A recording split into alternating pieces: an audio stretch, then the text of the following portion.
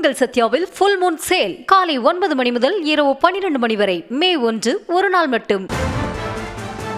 தமிழ்நாட்டில் நடைபெறவுள்ள சட்டப்பேரவை தேர்தல் வாக்கு எண்ணிக்கையின் போது திமுகவினர் குளறுபடிகள் செய்ய வாய்ப்புள்ளதாக கூறி தவேக துணை பொதுச் செயலாளர் CTR நிர்மல்குமார் தலைமை தேர்தல் அதிகாரி அர்ச்சனா பட்நாயக்கை சந்தித்து மனு அளித்தார். பின்னர் செய்தியாளர்களிடம் பேசிய நிர்மல்குமார் வாக்கு எண்ணிக்கை மையங்களில் திமுகவினர் தேவையற்ற தகராறுகளில் ஈடுபட திட்டமிட்டுள்ளதாக குற்றம் சாட்டினார். திமுக எந்தவித பல குளறுபடி செய்ய முயற்சி செய்வாங்க திமுக. ஸோ அதையெல்லாம் முறியடிக்க வேண்டும் என்று நாங்களுக்கு போஸ்டல் பேலட்டில் கண்டிப்பாக போஸ்டல் பேலட் வெளி மாநிலங்கள்லேருந்து இப்போ தான் வர ஆரம்பிச்சிருக்கு.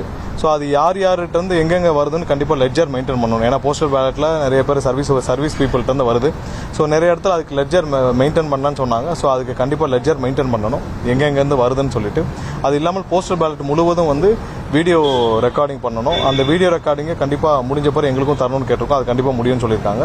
அது இல்லாமல் மொத்த கவுண்டிங் சென்டர்ஸ்க்கும் நிறைய இடத்துல பார்த்தீங்கன்னா திமுகவினர் தேவையில்லாத தகராறுகளை செய்ய ஏற்பாடு செய்திருப்பதாக எங்களுக்கு தகவல் வந்திருக்கு.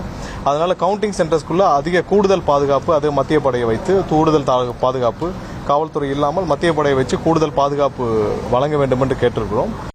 உங்கள் சத்யாவில் ஃபுல் மூன் சேல் காலை 9 மணி முதல் இரவு 12 மணி வரை மே 1 ஒரு நாள் மட்டும்.